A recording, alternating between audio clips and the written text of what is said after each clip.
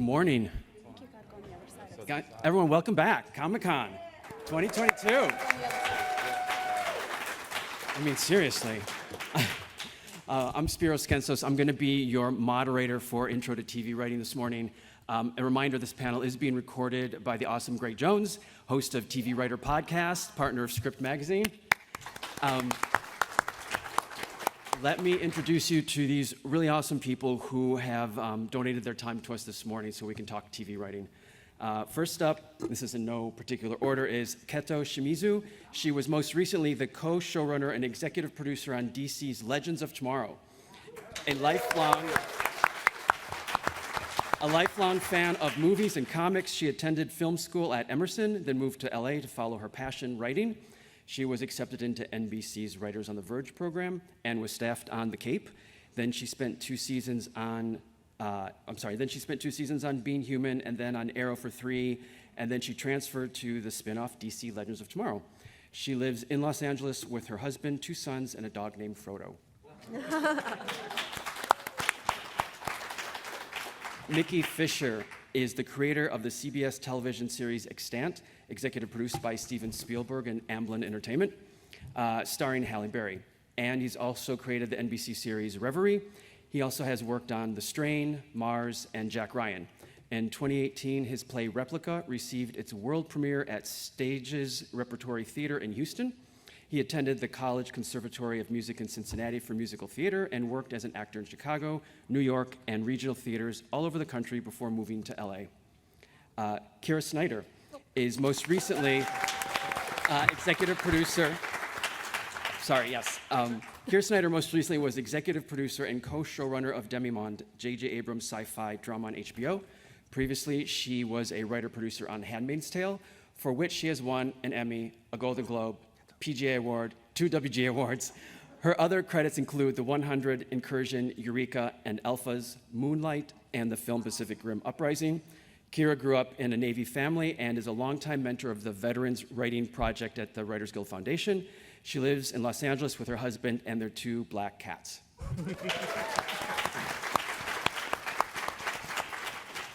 Deric A. Hughes, is currently a co-EP on NBC's new Quantum Leap.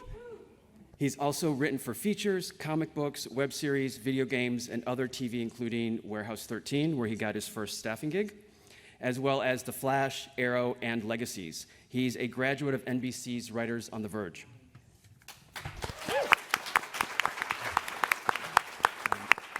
So far missing from our panel is David Sigurani, who hopefully will join us. He is stuck in traffic, or if you've used the shuttle bus this morning, you know what that's like.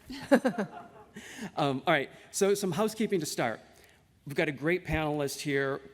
You know, they've taken time from their lives to talk to us. I know we have a lot of questions, so let's remember to get right to our question.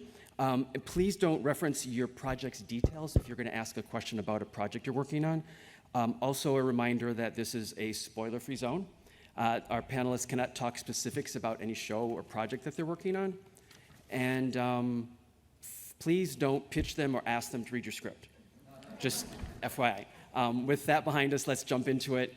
And I'd like to take the pulse of the room to see who here has written a spec script of an existing show or an original pilot of their own. Okay, great. All right, cool. And who is here because they haven't, but they want to? Excellent. All right, who here has applied to writing programs? NBC, CBS, Fox, like that? Okay, great. So that kind of gives us an idea of where everyone is in the audience. I'm sure many of you know there are 2 types of spec scripts that you can write, a spec of an existing show and an original spec of your own. So we'll touch on both of these. The trend used to be to write specs, then people wanted original pilots, now they often want one of each. So if they're reading unproven writers, others may only want pilots. Like, panelists, what are your thoughts on the spec of a show versus original pilot? Kira, do you want to jump in? Sure. These days, original pilots are usually people's first read for samples, and I'll let some of the other panelists talk about that. But I want to make a pitch for specs, because we will, when we're reading for a show, like I said, we'll get pilots, but I will very often ask, do you have a spec? And if it's a show that I know, I will absolutely want to read it. But the fact that someone has a spec in their portfolio tells a few things. It tells that you know what the job is, because the job is to write in the voice of an existing show. So if you've taken the time to do that, you already understand, what a large part of the job is. Secondly, it shows me that you're a fan of TV, because it takes time to really marinate in a show and understand it, break down what do they do per act, how many characters do they have per scene, what the story shape is like. And thirdly, it shows me you have the discipline to do that work, because you write this not knowing if anyone's going to read it. So you took time out of your life to write something that takes a lot of effort. So it shows me a bit of your professional attitude on a couple of fronts. So that's my pitch. So I would not say that should be your only sample. Like, we live in a landscape of 400, 500 TV shows now. It's hard to kind of guesstimate what a show, a given showrunner or executive may have read. So, you need to have your original sample as well, but I would definitely recommend, you take the time to write a spec of an existing show. Yeah, Keto, I feel like you're going to jump in. No, I 100% agree. I think that my first read is always the original, because I feel like if you do it right, it also not only presents your talent as a writer, but it also gives me a good taste of who you are as a person. Hopefully, there's something in there that's really emotionally resonant that draws me in, and hopefully there's a world there that is something specific to your experience or to, the way that you live your life that I can ingest as I'm reading, and that really helps me, as a showrunner hiring somebody to be like, oh wow, this is really interesting. This is a voice I haven't heard before, or this is the kind of voice that I'm looking for this particular project. So that's always my first read. But again, I want to know that you've also done a spec for exactly the same reasons that Kira just outlined.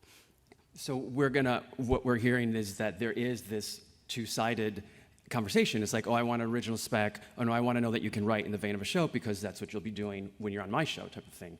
Deric or Mickey, I don't know if you guys want to. Yeah, I would say you're exactly right. The pendulum swings both ways. It's like you should have both, because there will be a year where they'll be like, people just want to read originals because they're sick of reading the Chicago Fire sample, and then they'll and again, a lot of showrunners like looking to hear the people's voices, but I will say then having a spec also that, again, to capture the voice of a show. And that is because that's what you're going to be writing, is in the voice of that showrunner that you're going to be working for potentially, right? So you want to have both, because again, it's like it's like seasonal. It's like when you think you have it figured out, but if you have both, then your bases are covered. Which reminds me, by the way, Mickey, I wrote I have a sample that I would like you to read. It's called Extension. Yeah. I've written 60 scripts, so each script actually extends by additional 10 pages. You only have to read the first 40 scripts. I'll read it right now. But I think I have a good shot at impressing you. But yeah, back to the point. It's like always just have a portfolio. It's not enough to have one, because I have friends and colleagues that, and myself and my writing partner, we wrote a lot before people actually started listening to us and paying attention to us. So, you think if you have that first script, as one of my friends said, you wrote it, admire it, put it in a drawer, never look at it again. Write that next one. It's all, and that's the other thing too. It's like you can have one, but then the other favorite thing that people like to say is like, what else you got? Yeah. 100%. Yeah. About that question, the what else you got question, Mickey, I don't know if you found this as you've staffed, but it is true. It's like you just don't write one thing and set it down and be like, all right, I'm waiting for my job. Like, you need to have portfolio, you need to be prolific.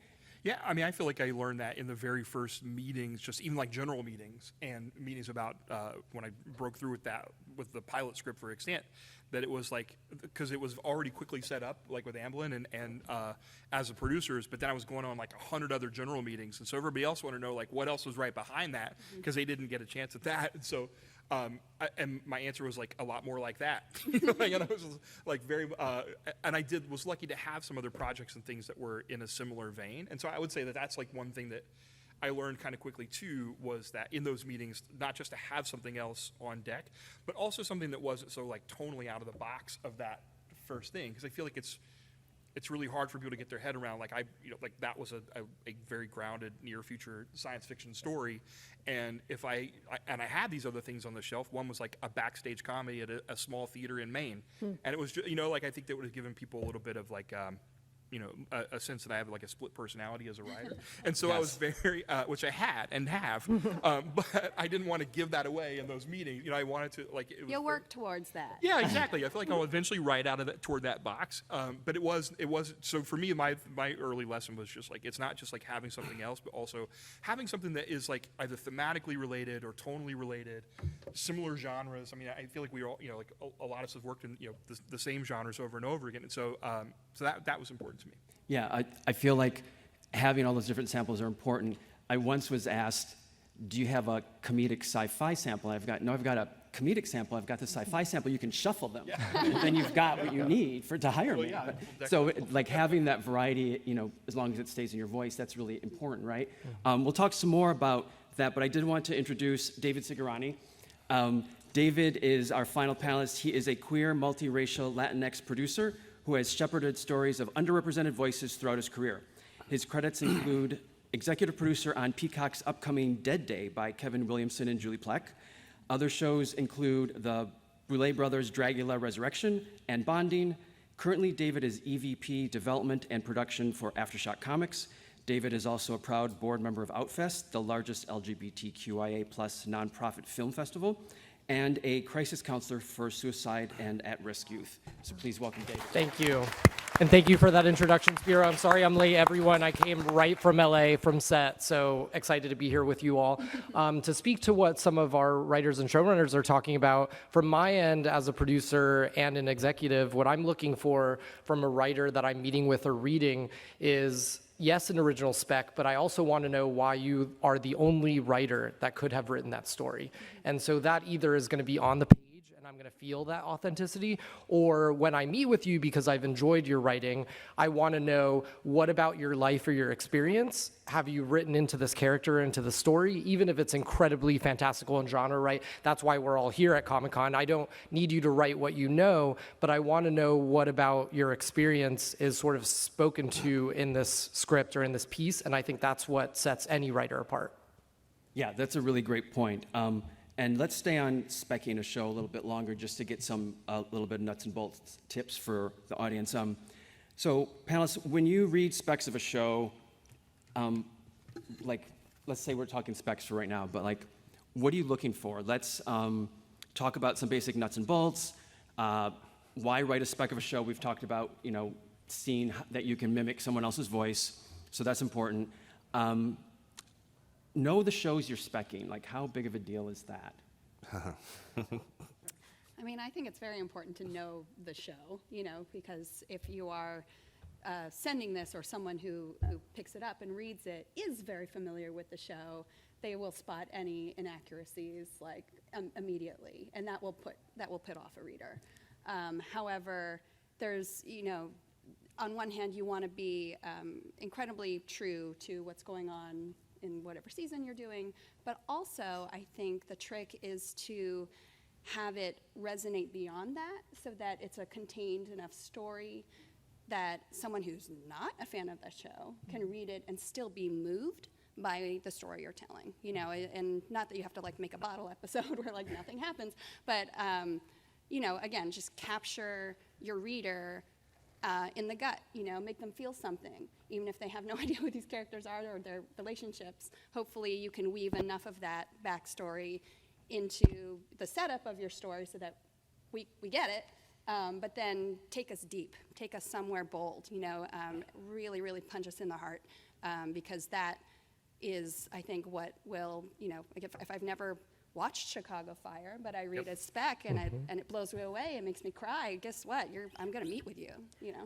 Yeah, and just to jump off that, yes, specs, I mean, original pilots are tricky for their own reasons, and I'm sure we'll get into that. Specs are also tricky because you're writing an episode of an existing show, but you want it to be like a really kick-ass, memorable episode of that show, but not so far out of the idiom of the show that people are like, this is not an episode of, whatever. So you need to get a little creative in terms of what you just don't want it to be blah, for instance. Like you want it to be like a really cool episode of a season that could have aired. So staying within the bounding box of the episode, but like find a fresh way into it. Like there's a famous famous spec script of Lost that went around years and years ago that was told from the perspective of the dog. Mm-hmm. So it had all the same flashback beats and whatnot, but the dog, who is a character on the show, was front and center. And I was talking with a writer the other day who was wanted to do a Succession spec and wanted to do an episode kind of foregrounding Tom. And that I think is interesting because Tom, even though he's obviously a significant character in the show, he's not part of the core family. So, aligning the point of view of the show a little bit more towards him, I thought was a really kind of cool idea. And the other thing I suggested to this writer is, Succession, if you watch the show, they take advantage of like one really cool, splashy place. Like they shoot the whole episode in Tuscany, or they shoot the whole episode of this crazy birthday party. So for that show, like figuring out how they tell the story, but also like what's the sense of place. So that gets to like knowing the show and then knowing the character as well. That's a really great point. The two samples that you just referenced, those two specs, show that the person knows the show and that they're able to get into it in a fresh perspective while still keeping the tone. Go ahead. Yeah, I would say also know the difference between fan fiction and fiction of what you're writing, right? Because Keto doesn't want to get a script of Legends of Tomorrow and then she's reading it, all of a sudden Walter White enters the scene, right? And then all of a sudden Walter White turns and he's talking to Peter Parker and you're just like, what the heck am I reading here, right? It's like, know the show, know what you're writing, know the characters. And it's like, even if she's never read or seen Chicago Fire, it needs to feel like that she's seen and read Chicago Fire, right? That's the number one thing is like understanding like what you're writing, and then also know the length of what you're writing, because you don't want to hand in a 75-page script because then it shows that you don't know how television works, right? So so those learn the tools, learn get the foundation right, because that can also make or break it, even just down to grammar and formatting. There's also a tricky thing, which is that, and this is a moot point because Legends is canceled, RIP. However, if you wanted to write on Legends of Tomorrow well as a show, do not spec Legends of Tomorrow. Because guess what? I can't read that. I cannot read your spec. Oh, yeah, Legends of that's Tomorrow. right. Yeah, she can't read that. That could very quickly get me into some legal doo-doo. So, yeah, you would then write, Write different sci-fi comedy. Write a Legacies and give that to her. Yeah. That touches on something I was going to bring up. For those of you who have staffed, were staffing, are staffing, if it's Legends of Tomorrow, do you just want superhero pilot specs? No. Like, what do you all look for when you're staffing your shows? Yeah. And you just had a show too, Kira. Like, yours is your show, Oh yeah, Demi-Monde, R.I.P. Yeah, we're the panel of canceled shows. It's the business. It's reading for that and reading for other shows I've read for or staffed for. It gets to that original voice that Keto was mentioning earlier. When I was reading for Handmaid's Tale, cannot read a Handmaid's Tale, but things that really got to like. Things that were kind of dystopian more broadly, or had a world-building element, but also or stories of survival. Like someone could, submit like a Walking Dead or something like that, and that would not be a bad sample for something like Handmaid's Tale. Because you're looking for good writing. Like I am much more interested in. Does the writer know how to pace a scene? Does the writer know when to come into and exit a scene? If it's a show with act breaks, can they nail the act breaks? Because that's crucial. Part of the job of the showrunner, it's kind of the job of the showrunner, is to convey your vision to everybody working on your show. So I can teach you how to write my show. I want to know that you can write. I will teach you how I would like it to be written, and then that's kind of the experience on every show. Because every show kind of script style culture is going to be different, so you're going to have to relearn that anyway. Sometimes it's helpful to read something like, what I would say though is it's good to know that people kind of get and love the genre they're working in. If someone is kind of contemptuous of superhero shows and they submit a superhero spec, you can read that on the page. You can tell that they don't love it, and then that's probably not someone who's going to be a good fit. You want someone who's writing something that they love, and that passion and that enthusiasm. Ideally, that's a passion and enthusiasm you'll bring to the show that I'm working on, and then I can harness that, and together we'll actually create the show.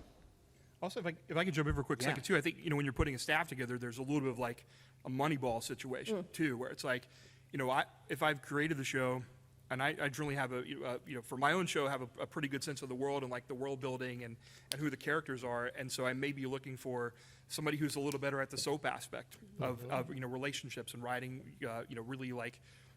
Relationships that crackle with electricity, or somebody else who could really handle the dramatic moments, or somebody who is really great with teen characters, or somebody who's great at like mystery. So you're almost like you're looking to fill the holes. And it goes back to something that Keto said a little bit earlier about even reading originals versus specs. Like, I think I broke in pretty late, like in 2013. It was mostly originals at that time, and so I would say of the most of the submissions that I've read, I would say 90% of them have been originals.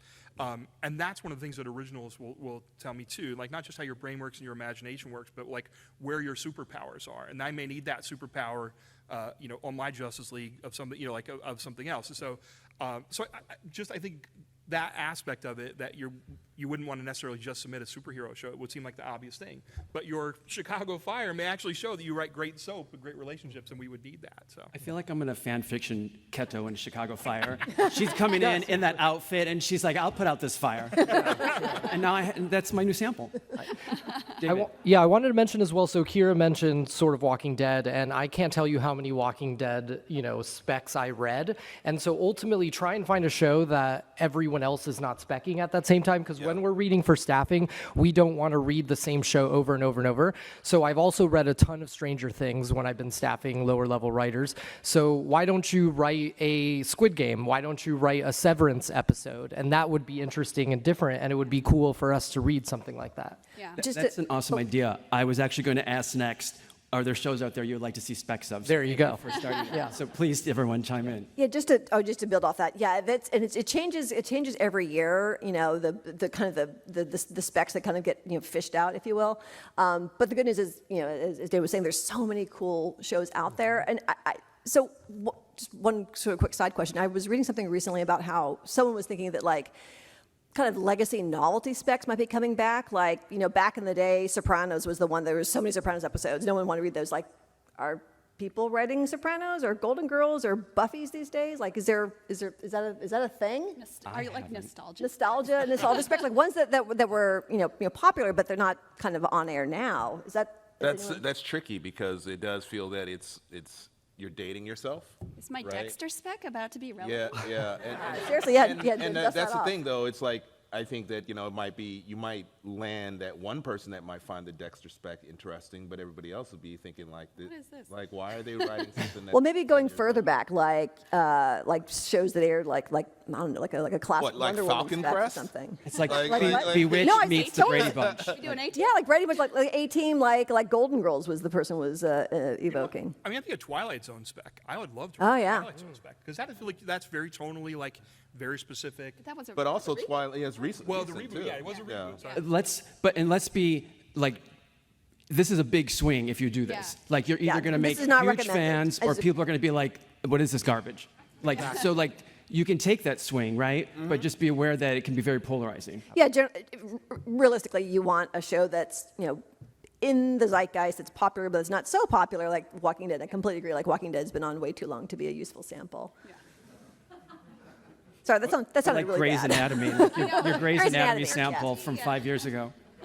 And I will say sometimes the specs that you write based on other shows, and if you spec'd every one of the shows of these amazing writers, like it would teach you something, it would be an educational tool. It's not something you necessarily even need to submit to us, because again, we all said we'd rather read your original writing, but I do think for lower level writers and breaking in, it's so important to learn like the rhythms and break down these shows that you love watching and actually learn from them and build your own voice as a writer that then you can move into your original specs. If I could just piggyback on that for a second, that's kind of what I did when I first moved out to LA in 2011. like the years prior to that, I'd written a bunch of features and I'd written plays, but I'd never written an episode of television. So I sat down with episodes of Breaking Bad and Friday Night Lights, and I had a notebook and pen in one hand and a remote in the other. And I would literally like just stop and be like, okay, this has a teaser. The teaser had this many scenes. Each one was kind of like this, this many minutes long. And I would just break it down like an engine in its parts. And that's how I learned. And then after about 6 months of that, just started writing my own. And so I felt like that was really beneficial to just like, what is the, if you could just see like you're Neo in the Matrix and you can see the code, what does the code look like? And then you can start to add the art to it, And that's a good point, because those are two like academic shows to watch. Like Friday Night Lights is excellent network drama, Breaking Bad, excellent cable series, and like you can't get a better education than watching a few of those episodes, right? I agree. 100%. Oh, well, one Yes. quick building off of that is, it's possible to find these scripts out in the world. Like if people are in LA, the Writers Guild Library is a great source. Sometimes they're just online. But what Mickey said is also really interesting, because the script that'll be available, it might, at best it's going to be the production script, like the shooting script, but what the episode that aired still might be different, and it's interesting to compare them. So, choices get made during filming, in post, that are only captured in the final aired episode. So even if you get the scripts, and definitely recommend trying to find those for the shows you're interested in and breaking them down, but also watch the episode. It's fascinating to see what's changed, because a lot does change. And how it feels too. You mentioned the act breaks, and I think that's like learning to write television is the biggest thing, because you're constantly, especially in network television, you're writing toward those act breaks, and a lot of your notes are one of that. And so like how it feels versus how it reads on the page, I think is another thing you learn from watching them in addition to reading them. Yeah, those are really great points. And speaking of finding specs online, which Akira had talked about, you can Google, TV specs. John August, I think, keeps a bunch on his site. Even if you go to deadline.com during award season, they'll be like, here's the pilot of this show, or here's episode number 2 of this show. Yep. So you can find those online. And even if I'm not writing a spec of that show, I always download those and keep them in I have a library of and online. if you can get your hands on not the pilot, the pilot's great, but it's not actually a great model for speccing, because the pilot is a whole different beast. It's setting up your world, it's setting up the series engine, and that's not necessarily what you would need to jam into a spec. So you'd want to find like episode 5 or something, and like Mickey said, really study how the writer has built to those act breaks, how they've broken it down, about how many pages, about how many scenes, where's the climax, all of that. Yeah. It's a useful skill once you get staff too, because I think like if Keto hired me, the first thing I would do is read a bunch of the episodes that she'd written, and I would look at how she writes the action and how and what are her where do her passions lie, and I would try to start writing toward that and matching that, because that's a big part of the job of being on staff. Absolutely, yeah. When I first joined the staff of Arrow, and I saw I got the dump of all the season 1 scripts. I was reading them and I was like, oh my God. Oh my God, all these fucking double dashes. Oh my God, this script gives me a headache. But now I do it. I'm totally guilty of it. It actually works for action. It's like Double Dash is great for action, so absolutely. it's like but when I first read it, I was like, this is gonna drive me crazy. I was on a show that was 2 spaces after the period. It nearly broke me. And that's the job, like Mark they were Guggenheim talking was about really, earlier. It's like, really know the insistent show, on that. learn your show. I want to segue into original pilots now, then we'll open it up to Q&A. So if anyone has questions, you can raise your hand and we'll call on you, and I'll repeat it for the mic for everyone to hear. But let's talk about original pilots, like how important, how useful. I know we've touched on that a little bit earlier, but like, when I'm writing an original pilot, how important are the first 10 pages? Like, what is that all about? I would say they're crucial. Because you can see very quickly in those 10 pages, if a person can write and kind of what their world is. Backing up a little bit, some of the first things I do with a new pilot is I look to see how long it is. And then I kind of just skim through the pages to sort of see, just visually, what does it look like on the page? Like if it's giant chunks of text or giant monologues, it's not a deal breaker, but it's a bit of a red flag, because that's not necessarily the style, for instance, in the shows that I've been working on. They tend to be a little leaner, a lot more white space on the page.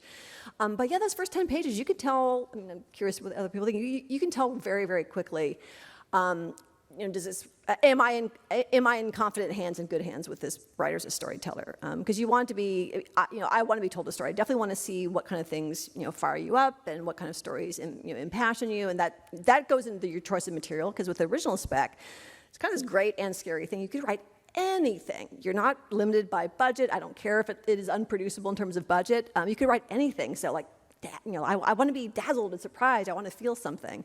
And if your passion is like a legal show, that's great too, But Still make it riveting. sorry? Yeah, Yeah, you just can make it still riveting. Yeah. Yeah, And make it your own. yeah. I want to go down to David and kind of get your POV on the original pilots, because you might be reading them for staffing, you might be reading them for development. Like, how do you come at that? And I think it would be great for the writers in the room to hear like how an executive comes to those. Yeah, well, first of all, I mean, those first 10 pages are incredibly important.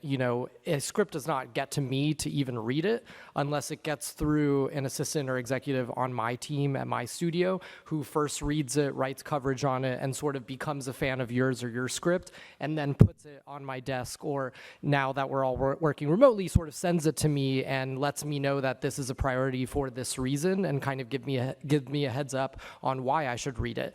And an example of that is something that just happened a few months ago is my assistant, she read a script that she really loved, and before even finishing the script, she gave me the heads up that I should read it and make it a priority.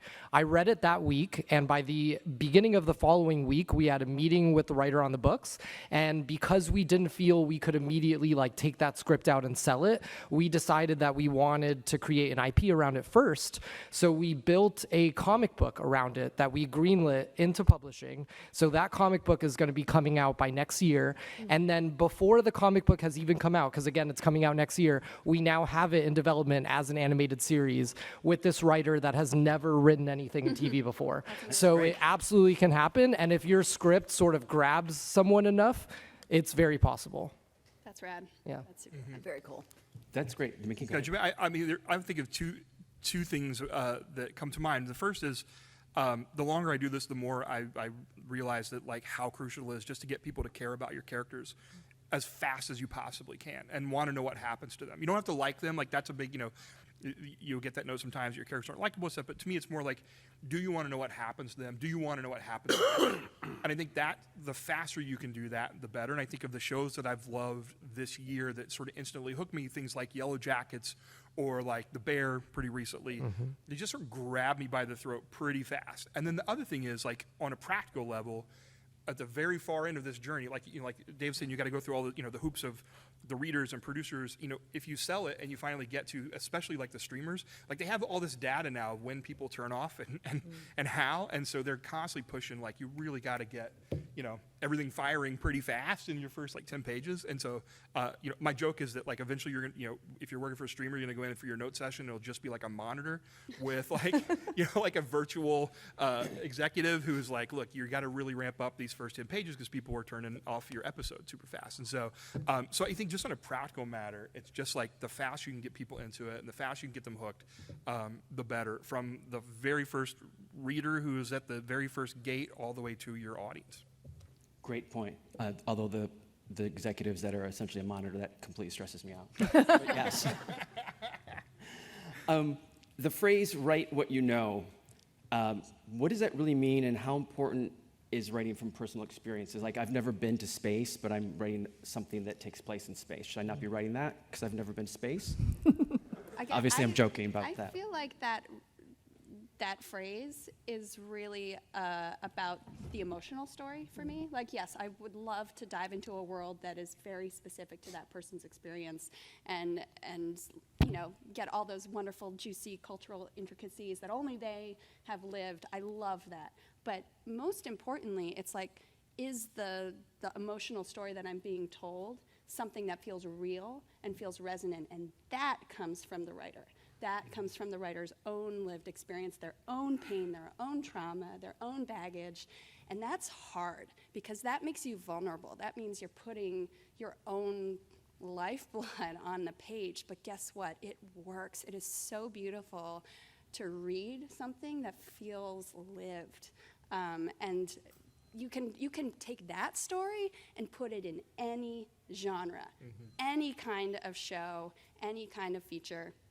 If that story is yours and real, and you know it intimately, it's going to sing on the page. Like, again, craft, you gotta learn the craft, you gotta do it right, but that, I think, is what I at least look for when I'm saying, write what you know, write your pain, write your trauma, write your story. I want to see it. This is not a literal write what you know, like today I had coffee for breakfast. Like, this is an emotional what you know. This is all about bringing in your experiences as a person into a writer, which is what the job is. Yes.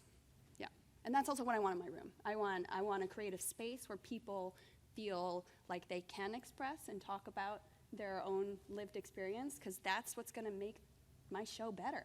And that's what we really tried to do with, in the last couple seasons of Legends, is really like bring in that lived experience and, wrap it up in a fun show about time traveling superheroes. But that's not really it's the point. fun. Great. I want to open up to Q&A. First, I want to ask one question that I think Keto and Deric can speak to first, is about writing programs and getting in through, because it's hard to break in. People become PAs, assistants, work in different fields and cross over. One of the things, because I know all three of us were in Writers on the Verge, so if the two of you can speak to how you applied to that program, what that did, how that helped you, because I'm sure that we have a lot of people applying to those programs. Sure. There's a lot of good programs out there, and I think over the years they've actually gotten better and better. I was in the early days of getting into the program, so when I applied, my writing partner and I applied, it took us 8 years to break into television, and every year we'd apply to a different program, and in that time we created our own comic book series and worked on web series and stuff like that. But then the summer, my writing partner came up and said, "Hey, this is it," and I was like, "I don't have a plan B, man. This is what do you mean this is it?" So then we applied to 4 different programs, and we got accepted into 3 out of the 4, and writing a spec of Rescue Me at that time. That's what got us in to the Writers on the Verge. But in that time, we applied. Only 600 people had applied, and they only select 8. As of last year, I think it was like, or maybe it was last year. I think it was like something like over 2,000 now. Yeah, I think when I applied, it was like 1,500. Yeah. So every year it keeps growing, because Writers on the Verge is a very successful program if you get into it. The reason why it's called Writers on the Verge is because they pick people that they feel that should either be working in the business or just about to get ready to work in the business. And so it's a 10-week course, and they teach you everything, the nuts and bolts. And 5 weeks into the program, my writing partner and I, we got staffed on Warehouse 13. But we were enjoying the program so much that we wanted to continue, and we finished out the remainder of the 5 weeks while we were working on the show, because they pair you up with a studio executive mentor and a writing mentor, and so they give you tools that go beyond those 10 weeks and stuff, that you build these relationships and stuff. And so I highly encourage programs, applying for the programs. Again, they're very, very, very challenging to get into, but if you get into it, it can definitely change the trajectory of your career. Absolutely. It was totally my Cinderella story getting into that program. I was a post-PA, and I got into this program, and my bosses were amazing and let me leave early on the days I had to drive 2 hours from West LA to do this program. But they were really supportive, and I learned so much, and I wrote 2 new samples coming out of it, and got staffed on the Cape out of it. Yeah, if most of the programs are free, apply to them. Like if you've got a new spec, apply to them. Yeah. We'll do Q&A. We got about 12 minutes left. You had raised your hand first earlier, and then we'll take someone else. Go ahead. I learned by example. Is there any places I can go to give me a good example? You're talking about learning by example? If we're writing scripts, for instance? Yeah, so as I said, you can Google the script of the show you're looking to read. As Spiro mentioned earlier, this is award season, so places like Variety, like the Severance script is up and out there. You can read the Severance pilot out there. A number of other writers, professional writers. John August was one that Spiro mentioned, has some of his own work up there. Javier Grigio Markswatch is very generously has also put pitches and scripts and Bibles up on his website. So the internet, is very much your friend in this realm. I would also say too, take a TV writing class. There's a bunch Yes. that are virtual. I know Spiro has taught one. Find something that is in your community or that you can do, even if it's a creative writing class sort of locally for you, and then you can take those skills that you learn and put them into writing something original for TV. My next one starts in 3 weeks. It's still seats There available. you go. Yeah, I would say. There was a question in the back. And Oh, then real quick, you had a I'd just say question, then you had a that question. there are so many tools out there. I'm so envious of people that are starting out Yeah. because if I had just a tenth of what you have access to, I mean, you can go on TikTok. There are people that are willing to share their time and learn. I mean, the tools are out there. You just gotta seek them out. We had to walk uphill in the snow each direction to get a script from the Writers Guild Foundation. Sorry, so one more quick thing about the tools. John August, who I mentioned a minute ago, also has a YouTube series where it's like Twitch for screenwriting. He works on a scene and narrates what he's doing with the scene, which is like amazing. It's out there for free. It's a masterclass. He's an amazing writer. Yes. John August's podcast as well is a great resource, Yes. script notes for any writer. Listen to literally every episode. There's hundreds of episodes and you'll learn so much, and you can do that on your commute to work or whatever. Ben Blacker's Nerdist too. It's like that's a good one too. Oh yeah, and then Children of Tendu, which is Jose Molina and Javi Grigio Markswatch. Children of Tendu, Tendu. It's all about TV writing, and it's all this great stuff. We've got 10 minutes left. There was back here, then you. Okay, back there. Just in general, are there sort of red flags and green flags you notice when you're reading a script? Like if the format isn't right, does that turn you off with, or something that they do, like, oh, this is really good? All right, green flags, red flags when reading a script. Like what are big no-nos when you are reading? I think something I see. So briefly, though, you want it to look professional. I mean, there's lots of tools out there to show you how to professionally format a script, what it should look like. You want to proofread or get someone to proofread it. You can get somebody on Fiverr for inexpensive amounts of money to do that. But the biggest red flag for me is if I don't. To Mickey's point earlier, if I don't feel anything when I'm reading your story, I feel like I've read a lot of scripts from up-and-coming writers, and I'm not sure if they're being taught this way or whatever, but very often the script is like a narration of events. Like people come in and do things, and I have no idea how the characters feel about stuff. I'm not sure what I, as a viewer of the imaginary TV show that I'm reading, is supposed to feel. So make sure you're telling a story, and really think about what do I want the reader to feel in this moment. I would much rather, because again, people get taught, like, well, don't write what you can't see on screen. I mean, we do that all the time in professional TV scripts, because it really helps the reader. It really draws the picture of the episode that you want to create. Because as writers, we're the only ones who've seen that episode. So we need to kind of like draw the whole picture for our bosses, for the network, for the actors, for everybody who's going to read it before it gets shot. So, like, develop your style and don't just narrate events. Really elicit an emotional reaction in the person who is reading your script. That's the biggest red flag for me. And also, like, when I read genre scripts, because I read a lot of them because I work in genre, sometimes people focus a little too much on building the world right away and telling me the rules and some mythology. And again, if like I don't care what these characters are doing because I don't care about them, that script is very quickly going to become a chore, and I'm going to resent you for it. So please use those first couple pages to make me feel for your characters. Let me into their headspace. Let me understand what they're going through emotionally, and I will thank you for it. That's great. Yes, you had one, and then you. So David, you mentioned that, like, the whole, like, workflow of getting a script to you, like, goes through your assistant, goes through all these other people.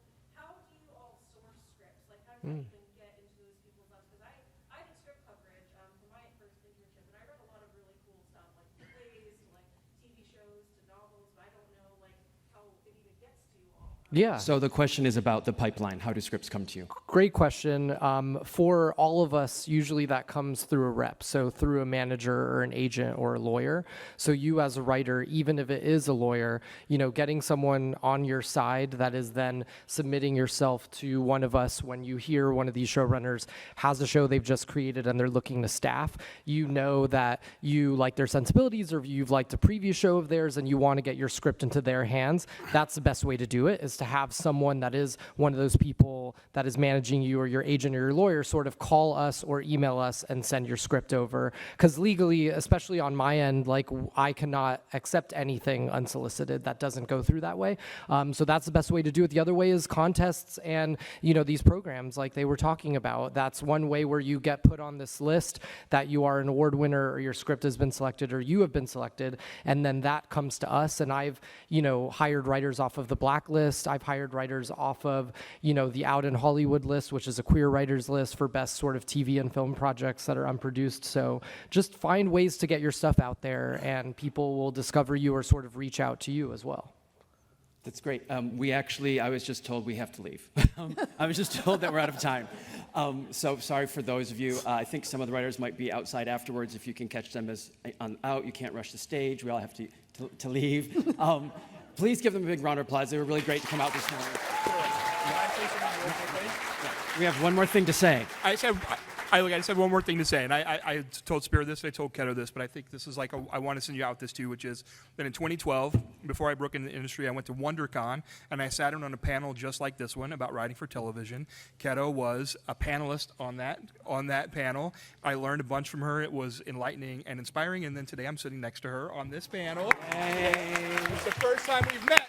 But I just want to say that it can happen, and it does happen, and if you have the right script at the right place and the right time, that it will open the doors for you. So I just wanted to send you out that too. Yeah, good luck. Good luck to you all. That's well said. It's Stay safe, everyone. Thank you, everyone.